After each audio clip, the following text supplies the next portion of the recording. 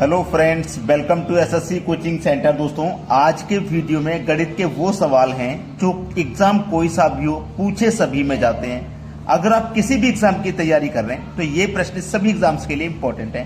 तो चलिए स्टार्ट करते हैं। पहला क्वेश्चन है, शुद्ध दूध वाले एक कंटेनर से 40% को पानी से बदल दिया जाता है और इस प्रक्रिया को 3 बार दोहराया जाता है। तीसरी बार के अंत में दूध की शुद्धता क्या होगी?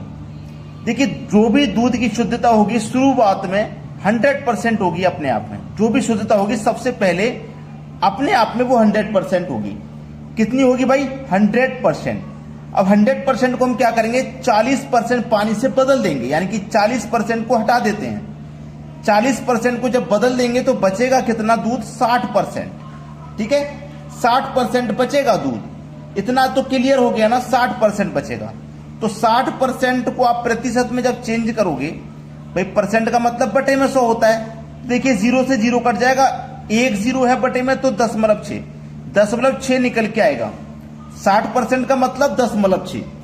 तो हमारे पास स्टार्टिंग में कितना दूध था? 100% था। बाद में कितना रह गया? 10.6 रह गया। 10.6 ही तो रह गया, 60% रह गया, मतलब 10.6 रह गया। अब इसी प्रक्रिया को 3 बार दोहराते हैं। 3 बार दोहराएंगे तो पावर 3 कर देंगे, 2 बार दोहराएंगे तो पावर 2 कर देंगे, 4 बार दोहराएंगे तो पावर 4 कर देंगे। ठीक है, चलिए 100% गुने 6 का क्यूब करोगे आप 216 हो जाएगा। इतना क्लियर है? 6 का क्यूब करोगे 216 हो जाएगा। अब 6 का क्यूब किया 216 हो गया, लेकिन यहां पे दशमलव भी तो है भाई, यहां पे दशमलव भी तो है। अब 100 का मल्टीप्लाई कर दोगे 216 से तो 216 ही रहेगा। और ये 2 0 हैं भाई, ये 2 0 हैं। क्लियर? अब ये 2 0 इस परसेंट से ये 2 0 कट जाएंगे, क्योंकि आपको पता है परसेंट का मतलब बटे में 100 होता है। तो ये 100% है, परसेंट का मतलब बटे में 100, तो ये कट गया कि नहीं कट गया? कट जाएगा भाई, कट जाएगा कि नहीं कट जाएगा? अब 6 की पावर 3 है, कितना भैया? 6 की पावर 3 का मान 216 है। अब एक संख्या बाद दशमलव यहां पे मैं लगा दूंगा तो कितना हो जाएगा? 21.6% हो जाएगा, जो कि हमारे बी ऑप्शन में दिया गया है। अब इसको दूसरे तरीके से भी करेंगे। बच्चे इसको गलत बता सकते हैं कि सर जी आपने गलत किया है। अब दूसरे तरीके से बच्चे कैसे करेंगे वो मैं आपको बता देता हूं। यहां तक हमने जो किया है बिल्कुल सही है। 6 का क्यूब किया 216, तो मैं इधर लिख देता हूं 100% गुने 216। ठीक है, 100 का मल्टीप्लाई 216 से करूंगा तो 216 ही रहेगा, और ये 2 0 आ जाएंगे आपके लास्ट में आ जाएंगे। यहां तक किसी कोई दिक्कत नहीं। अब मैं जब 6 का क्यूब कर रहा हूं, 6 का क्यूब का मतलब क्या है? 6 गुने 6 गुने 6, यही तो है। अब ये दशमलव है तो यहां भी दशमलव, यहां भी दशमलव, यहां भी दशमलव, तो 3 बार मल्टीप्लाई होगा तो 3 संख्या के बाद में दशमलव लगेगा। तो 1 2 3 संख्या के बाद में दशमलव लगेगा, तो 21.6 अभी भी वही आंसर आएगा। मैंने थोड़ा सा शॉर्ट कर दिया था, आप इस मेथड से करोगे लेकिन आंसर वही आएगा। तो सभी को प्रश्न क्लियर हो गया। अब देखते हैं अगला सवाल।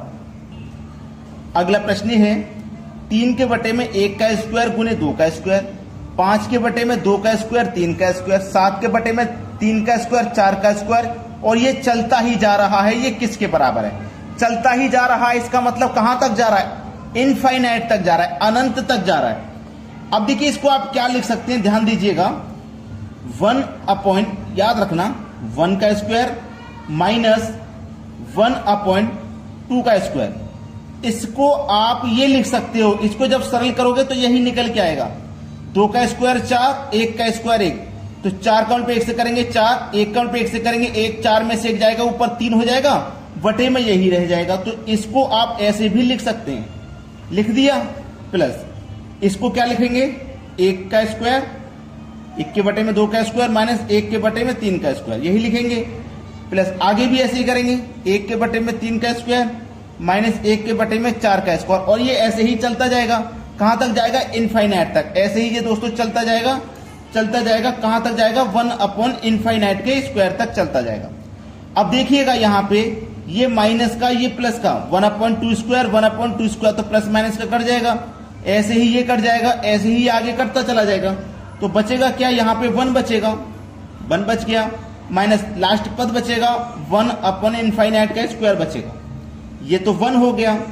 इनफाइनाइट का मल्टी डिवाइड करोगे 1 में तो 0 रहेगा, माइनस का साइन ले लो 0। अब 1 में से 0 को घटाएंगे तो आंसर तो आपका 1 ही आएगा। ये हो जाएगा आपके सवाल का सही जवाब, पहला ऑप्शन। क्लियर हो गया सभी को? अब देखते हैं अगला सवाल। अगला प्रश्न है 56 की पावर 283 गुने 14 की पावर 283 गुने 125 की पावर 254 के अंतिम दो अंक क्या है? अंत के लास्ट के दो अंक। देखिएगा 56 को आप क्या लिख सकते हैं? 7 अट्ठे 56 होता है ना, यही तो होता है 7 अट्ठे 56। अब 7 मल्टीप्लाई 8 को क्या लिख सकते हैं? 2 गुने 2 गुने 2 8 होता है। क्लियर है इतनी बात? अब यहां पे इनटू 14 को क्या लिख सकते हैं? 7 गुने 2 14 होता है, तो ये भी इसी में आ गया। 125 को आप क्या लिख सकते हो? 5 गुने 5 गुने 5, 5 का क्यूब 125 होता है, तो 125 को आप 5 गुने 5 गुने 5 लिख सकते हैं। अब देखिएगा 2 और 5 का मल्टीप्लाई जब होगा तो एक 0 बनेगा, 2 और 5 का मल्टीप्लाई होगा तो एक और 0 बनेगा, 2 और 5 का मल्टीप्लाई होगा तो एक और 0 बनेगा, यानी कि लास्ट में ये 0 आएंगे। अब अंत के हमें दो संख्या पूछ रहा है क्या, तो अंत में 2 0 होंगे। दो संख्या कौन सी होंगी? 2 0, जो कि डी ऑप्शन में सही जवाब हो जाएगा। भाई 5 का मल्टीप्लाई जब भी आप 2 से करते हैं तो आपको 0 मिलता है, ये बात आपको अच्छे से पता होगी। तो यहां पे आपके 2 0 मिलेंगे लास्ट में, ये बिल्कुल सही जवाब है। अब देखेंगे अगला सवाल।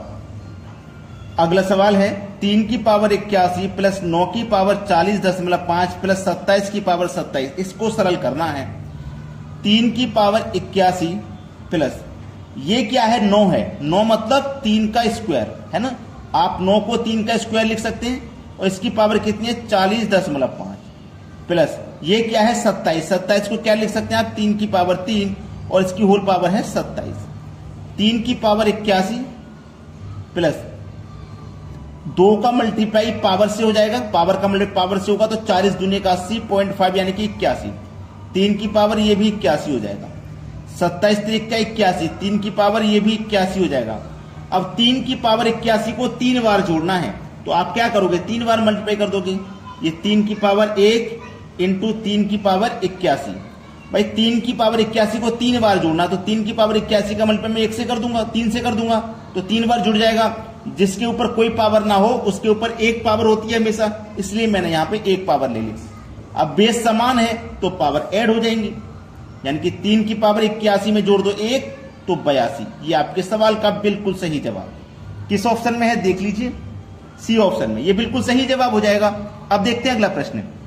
अगला प्रश्न है 2.3 की पावर यहां पे बार दिया गया है प्लस 4.3 के ऊपर बार दिया गया है, इसका मान क्या होगा? 2 अगर दशमलव से पहले 0 है तो उसका कोई मान नहीं रखते, लेकिन दशमलव से पहले अगर कोई संख्या है 1 2 3 4 कुछ भी, तो दशमलव के स्थान पे प्लस का साइन आता है, याद रखना। अब 3 ले लेंगे, 3 के ऊपर बार है, बार का मतलब होता है 1 9।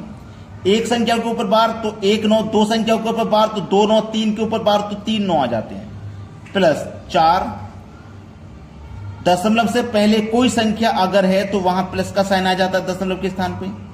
3 के ऊपर बार बटे में 1 9। अब देखिएगा 2 प्लस 4, 2 और 4 को जोड़ेंगे तो ये 6 हो जाएगा, प्लस 3 1 कम 3, 3 3 9, 3 1 कम 3, 3 3 9 कट गया तो 1/3, 1/3 जोड़ेंगे तो 2/3, 3 6 18, 18 में जोड़ दो 2 तो 20/3। देखो 20/3 आपको बी ऑप्शन में मिल जाएगा, ये बिल्कुल सही जवाब है। अब देखते हैं अगला सवाल। अगला सवाल है विरामों को छोड़ दिया जाए तो बस की गति 80 किलोमीटर प्रति घंटा है और विरामों को मिलाकर बस की गति 60 किलोमीटर प्रति घंटा है। बस प्रति घंटा कितने मिनट रुकती है, यह पूछा गया। देखिएगा इसका ट्रिक मैं आपको बता रहा हूं, शॉर्ट ट्रिक बिल्कुल। इसका ट्रिक यह है कि जो आपकी बिना रुके गति है, जो आपकी गति है टोटल विरामों को छोड़ करके, यानी कि आप कहीं पे किसी स्टॉप पे रुके, उससे कोई मतलब नहीं है। ये कोई स्टॉप है, यहां से आप चले यहां तक बिना रुके चले, 80 की गति चले, तो ये जो आपकी टोटल गति है ना वो ही लिख लीजिए। 80 की रफ्तार से आप चल रहे हैं, लेकिन जब आप रुक रुक के चलते हैं, इस स्टॉप से चले यहां के लिए, लेकिन कभी यहां रुके कभी यहां रुके कभी यहां रुके, तो रुक रुक के आप पहुंचे 60 की चाल से, ठीक है। तो आप ये स्पीड वाली जो चाल है ना इसमें से माइनस कर देंगे जो विरामों वाली चाल है उसको, बटे में रखेंगे ये वाली चाल 80 स्पीड वाली चाल। ठीक है, अब इसमें करना क्या है आपको, आपसे पूछा है बस प्रति घंटा कितने मिनट रुकती है, कितने मिनट प्रति घंटा, घंटा का पूछा है ना, तो 1 घंटे में होते हैं भाई 60 मिनट, तो उसने पूछा 60 मिनट में कितना रुकती है। अगर बोले 2 घंटे में कितना रुकती है तो 2 घंटे का मतलब 120 मिनट पूछ रहा है, पूछे 1.5 घंटे में तो 90 मिनट का पूछ रहा है, पूछे 100 मिनट में तो 100 मिनट से मल्टीप्लाई करना है। याद रख लेंगे इतनी बात को। 80 में से 60 जाएगा 20 बटे में 80 गुने 60, 20 से 4 बार में कट जाएगा, 4 से 15 बार में कट जाएगा। सवाल का आंसर आ गया बी ऑप्शन। क्लियर हो गया ना सभी को, कितने मिनट रुकती है, 15 मिनट रुकती है। अब देखते हैं अगला प्रश्न। अगला सवाल है, एक वस्तु 8,000 रुपए में बेची गई, यदि 20% की छूट दी जाती तो 28% का लाभ होता, लागत मूल्य क्या था। एक वस्तु को 8,000 रुपए में बेचा गया, ठीक है, 8,000 रुपए में एक वस्तु को बेचा गया और उस पर 20% की छूट दी गई। कोई भी चीज अपने आप में 100% की होती है, अगर उस पर 20% की छूट दे देंगे तो इसका मतलब वो 80% में बेची गई। ठीक है, अब देखिएगा 8,000 का हम 80% निकालेंगे, 8,000 का 80% निकालेंगे, परसेंट का मतलब बटे में 100, 2 जीरो से आपके ये 2 जीरो कट जाएंगे, 8 8 64 और 2 जीरो यानी कि 6400 हो जाएगा। तो इसका मान कितना हो गया भाई, 6400 रुपया हो गया, 6400 रुपया हो गया। अब उसने बोला है 28% का लाभ होता तो लागत मूल्य क्या है। 28% का लाभ कब होगा, जब 100% की चीज को आप 128% में बेचेंगे तभी तो 28% का लाभ होगा। तो क्या करेंगे, इस 64 में 128 से डिवाइड कर देंगे और आपको लागत मूल्य निकालना है, मतलब 100% का मान, तो 100 से मल्टीप्लाई कर देंगे, सवाल हो जाएगा यही खत्म। तो देखिए 64 एकम 64, 64 दुने का 128 और ये 2 जीरो आ जाएंगे यहां पे, 2 से कटा दूंगा 100 को तो 50 बार में, 5 का मल्टीप्लाई 1 से करो 5, 2 जीरो ये 3 जीरो हो जाएंगे, यानी कि लागत मूल्य क्या था, 5,000 रुपए था। सी ऑप्शन हो जाएगा सही जवाब। अब देखते हैं अगला सवाल। अगला सवाल है 32 की पावर 5 प्लस 2 की पावर 27 किससे भाज्य है। आप देखो ध्यान से देखोगे, जो 32 लिखा हुआ है ना, असलियत में ये 2 की पावर 5 है और इसकी होल पावर 5 है, प्लस और ये क्या है 2 की पावर 27। ठीक है, अब 5 के ऊपर पावर, पावर के ऊपर पावर तो मल्टीप्लाई हो जाएगा, तो चलिए 5 का पावर के ऊपर पावर है तो मल्टीप्लाई हो जाएगा, 5 का मतलब 5 से हो जाएगा तो ये 25 प्लस 2 की पावर ये कितनी 27। अब सीधा सीधा सा सवाल है, ये भी देखो बेस समान है, ये बेस समान है, अब यहां पे भी 2 की पावर 25 है, 2 की पावर 25 इसमें भी शामिल है, तो 2 की पावर 25 आपकी कॉमन आ जाएगी, यहां से 2 की पावर 25 पूरी चलेगी तो 1 बचा, यहां से 2 की पावर 25 चलेगी तो 2 की पावर 2 बचा, यही तो बचा। तो 2 की पावर 25 इंटू 2 का स्क्वायर 4, 4 में जोड़ दो 1 तो हो जाएगा कितना 5। अब देखना किससे भाज्य है, इस 2 का और इस 5 का मल्टीप्लाई होगा तो क्या बनाएगा 10 बनाएगा और 10 आपका 10 से विभाजित हो जाएगा, तो आपका सी ऑप्शन बिल्कुल सही जवाब है। अब देखते हैं अगला सवाल। अगला सवाल है, इस तरीके का जब सवाल रहे, इतनी बड़ी संख्या रहे, तो आप क्या सोचेंगे कि इसका मल्टीप्लाई इसमें करेंगे फिर माइनस करेंगे इसको, तब जाकर के हमारा आंसर आएगा। नहीं, इतना काम आपको नहीं करना, मैं आपको बताऊंगा चुटकियों में सोल्व करना। एक छोटा सा पहले एग्जांपल अगर मैं आपको दे दूं तो वो एग्जांपल क्या रहेगा, जैसे मान लीजिए सेम टू सेम देता हूं मैं, 16 माइनस 4 बट्टे 7, ये क्वेश्चन है बिल्कुल ऐसा ही है, इसमें थोड़ी बड़ी संख्या, इसमें थोड़ी छोटी, तो छोटी संख्या के एग्जांपल से मैं आपको समझा देता हूं। तो आप क्या करोगे, ये जो 16 लिख रहा है ना, आप 16 को 15 प्लस 1 लिख सकते हैं, 15 प्लस 1 16 ही होता है, माइनस 4 बट्टे 7, तो आप एक कम करके लिख सकते हो ना, ऐसे 16 को 15 प्लस 1 लिख सकते हैं। अब देखिएगा ये 15 रहेगा,